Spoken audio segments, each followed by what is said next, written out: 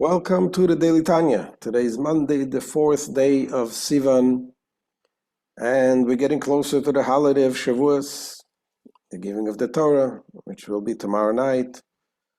And today we are in the middle of chapter 53, the last chapter of the first part of the Tanya. Let's begin with tzedakah. Tzedakah brings Mashiach closer. So in this chapter, the Alter Rebbe talks about the Shechina, the divine presence, how it was in the holy temple, in the Holy of Holies. And he explained in the last chapter that the divine presence, in order to come down to the world, it first needs to come into the Holy of Holies. The Holy of Holies is the only place where it can contain the divine presence. And from there, the life comes to the rest of the world. And in all the spiritual worlds, he explains there is the Holy of Holies of these worlds. And we explained yesterday that in the Holy of Holies, in the first temple, the physical Holy of Holies, in this physical world, in the first temple that King Solomon built, there was a divine presence, a divine revelation, in a way that which was greater than it was in the higher spiritual worlds. And that the Shechina, the divine presence, came into the Holy of Holies in the Holy Ark, in the tablets that God gave to Moses.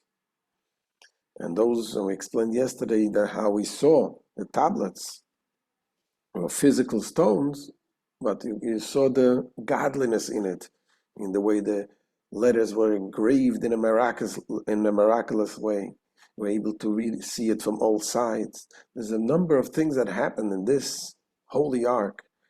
Also the fact that the Holy Ark didn't take space. It took space, you measured it and had a certain measurement, but when you measured the room, it is as if it didn't take place.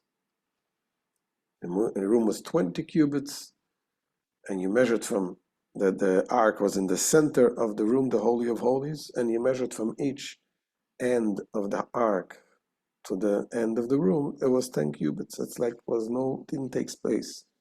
So this was godly revelation in the physical world. Now in the second temple, the ark was missing. King Yeshayahu, towards the end of the first temple, he went and he placed it away in the caves that King Solomon built, because he knew that the temple is going to be destroyed, and he didn't want this holy ark to be taken away by the enemy. So he was placed there.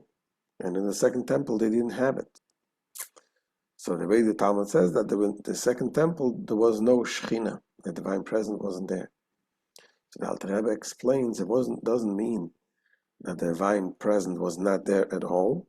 It means it was not in the same level of godliness, of holiness, as it was in the first temple. While in the first temple it bypassed a number of worlds. As we explained yesterday, every world there is in the world of Atzilus has 10 attributes. The attribute of Malchus is the last one. It is the attribute of speech. It is the attribute of giving and creating the next world. And each level of Malchus of each world is the source that transfers it to the next world. That means the Shechina goes from there to the next lower world.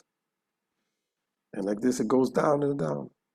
But in the Holy Temple, the first temple, the Shechina went straight from Malchus of Berea all the way down to the temple without anything else in between. So the holiness was there. But in the second temple, the Shechina was there, but not in the same level. It was a much lower level of Shechina. The Shechina went down to lower levels. So on one end, they didn't have that level of Shechina. But yet on the other hand, the fact that the Shechina went down to the lower levels, it means that it penetrated levels that is closer to us.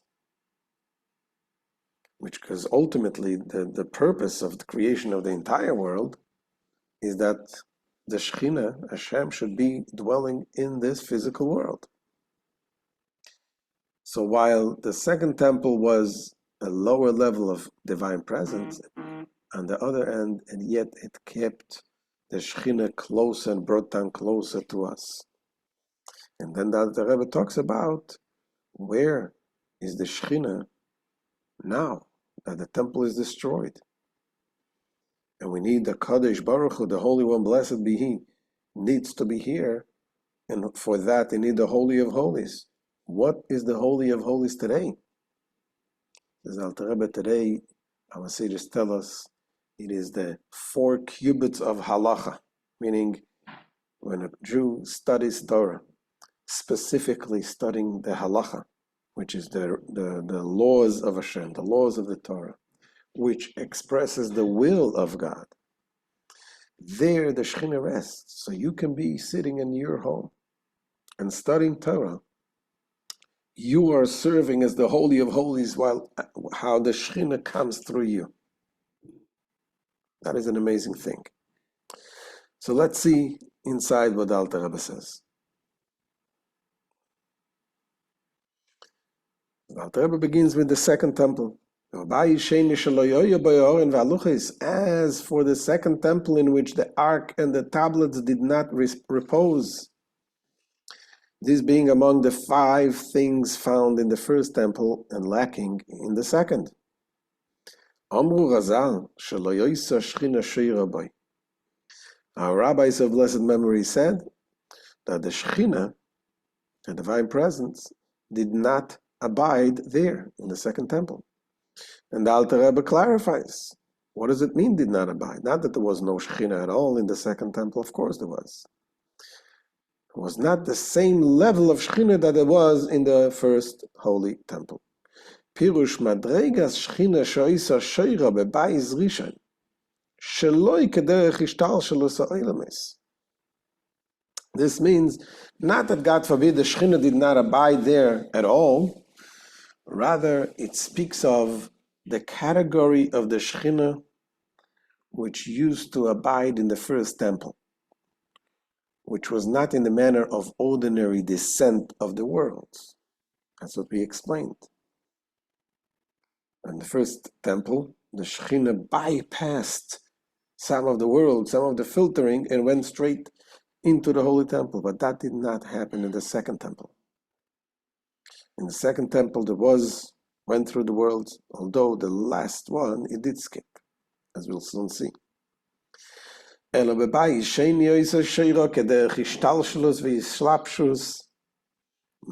de Atzilus be Malchus de Bria. But in the second temple, it abided according to the order of gradual descent of Malchus of Atzilus, vested in Malchus of Beria. Again, Malchus is the Shekhinah of each world.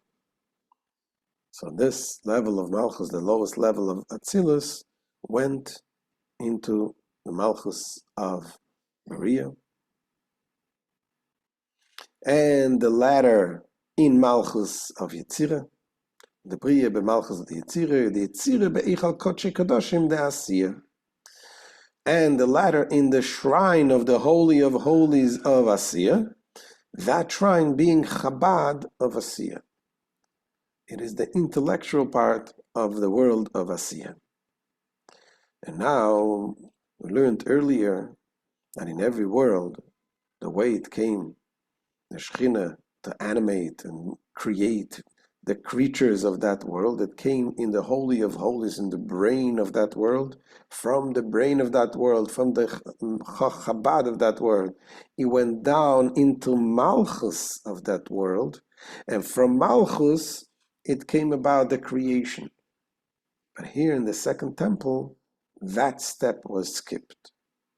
It went down into the brain, into the Holy of Holies of the world of Asiyah, the spiritual level of Asiyah. And from there, it came straight into the Holy of Holies in the second temple.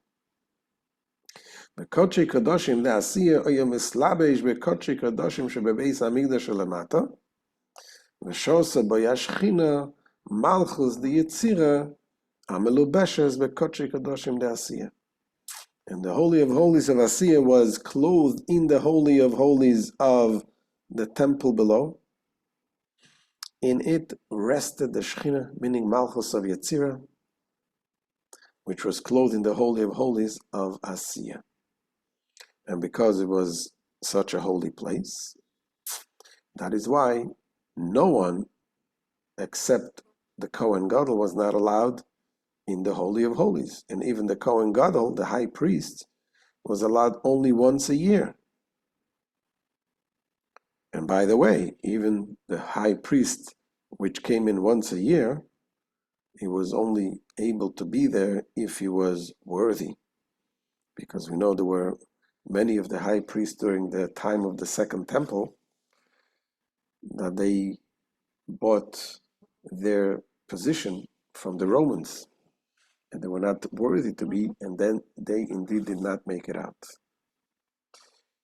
But in any case, that is why no one was allowed into the Holy of Holies.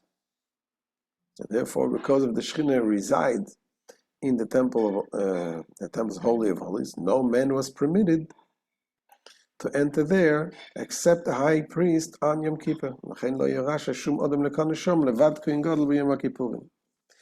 Now says the Alter Rebbe, what happens now that the temple is not here? How does Hashem dwell in this world if we don't have the temple?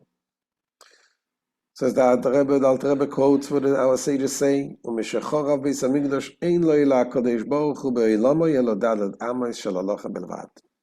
and since the destruction of the temple, of which the sanctuary was a part, God resides in the shrine of Holy of Holies of Torah and mitzvahs. For as mentioned earlier, the Shekhinah must reside in the Holy of Holies. So HaKadosh Baruch Hu, the Holy One, blessed be He, has but the 4 cubits of halacha alone. It doesn't have any place to dwell except in the 4 cubits of halacha, meaning when people sit and study Torah. And not only when the community, a group of people sit and study halacha, but even one person sits and studies Torah, Hashem is with him. Hashem dwells with him. And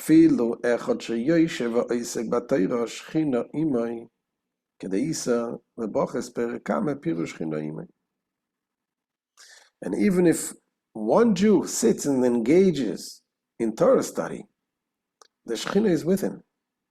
As is stated in the first chapter of Berachos in the Talmud, the phrase "the Shekhinah is with him" means that although he is being of this material world, the Shekhinah is nevertheless with him.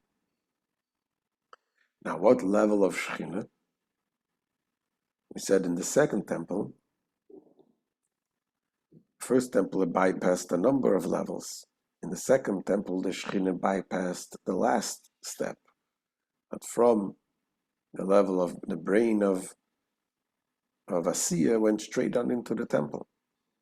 But when the Jew studies Torah today, the Shekhinah goes down all the way till Malchus of Asiya, and then it goes to the person.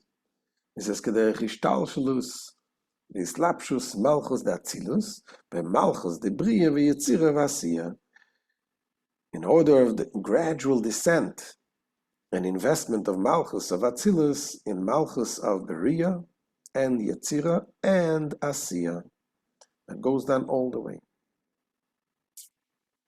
And the Rebbe continues now and explains why is it that it needs to go through the actual Malchus of Asiya? Why couldn't it be like the holiness like in the temple?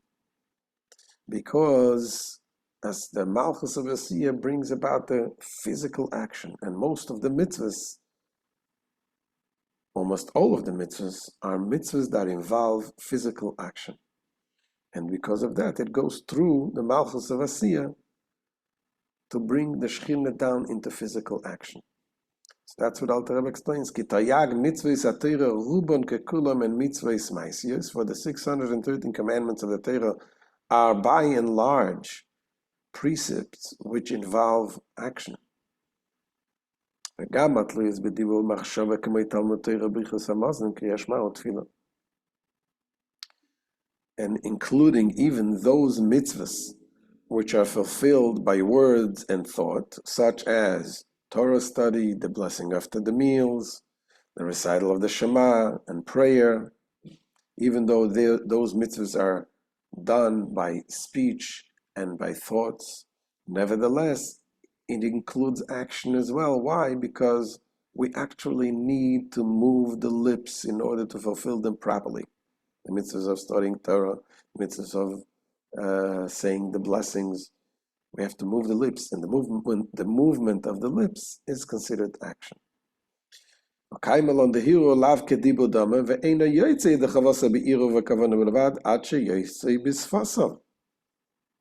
For it has been ruled that meditation has not the validity of speech, and one does not fulfill one's obligation by meditation in a manner of hirur, thinking, and kavana alone.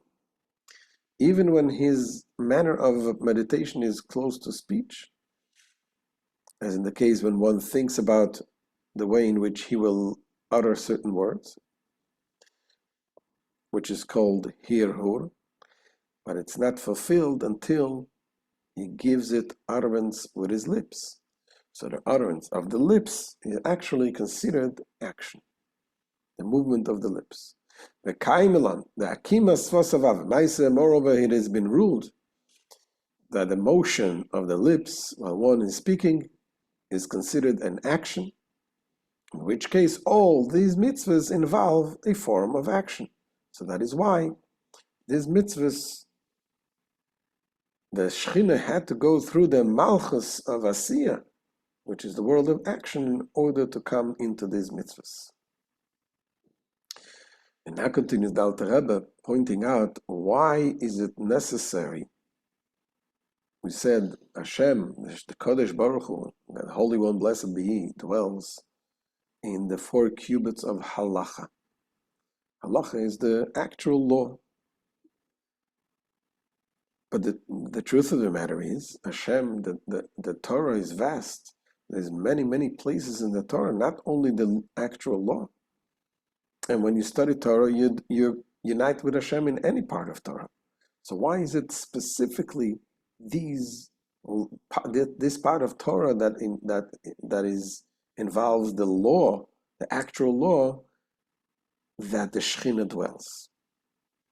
And Alter Rebbe explains, because this part of Torah doesn't only unite with the will of Hashem, with the wisdom, the chachma of Hashem, it actually includes the will. The will is above the wisdom.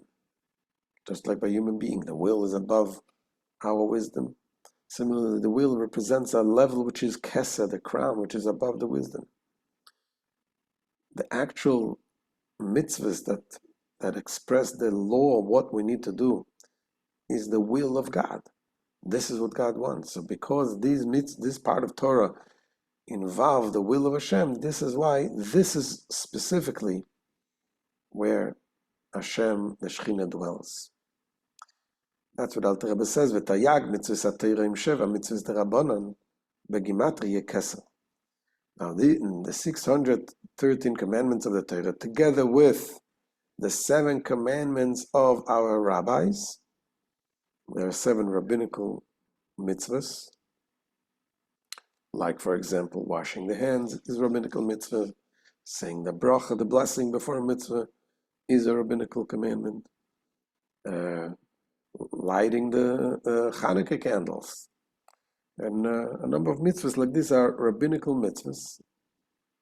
So those mitzvahs, we have 7 together with 613. Together there's 620, which have they correspond a numerical value of the word keter. Keter means the crown.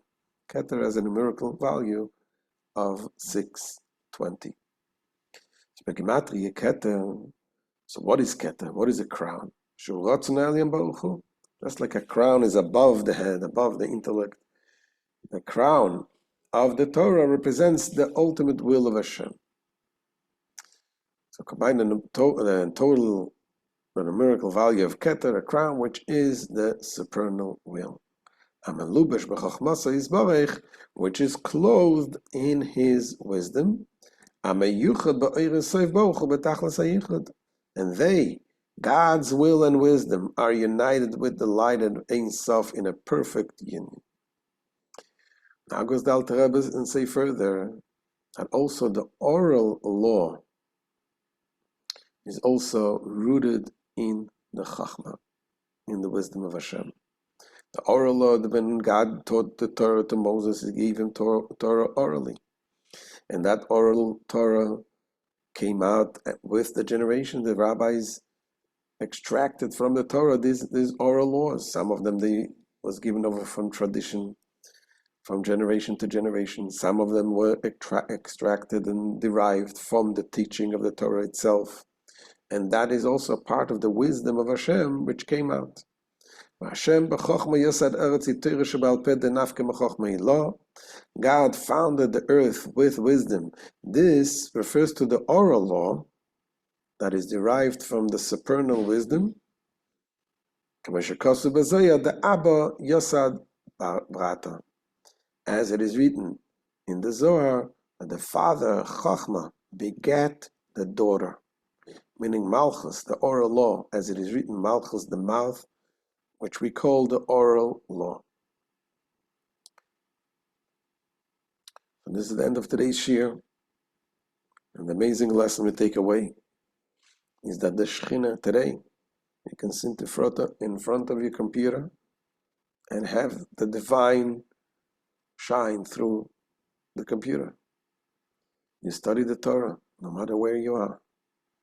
And that is the amazing thing, that on the one hand, yes, the Shekhinah went down into the lower levels, but that itself is the amazing thing, that in the lower levels we come and we reveal the Holy Shekhinah.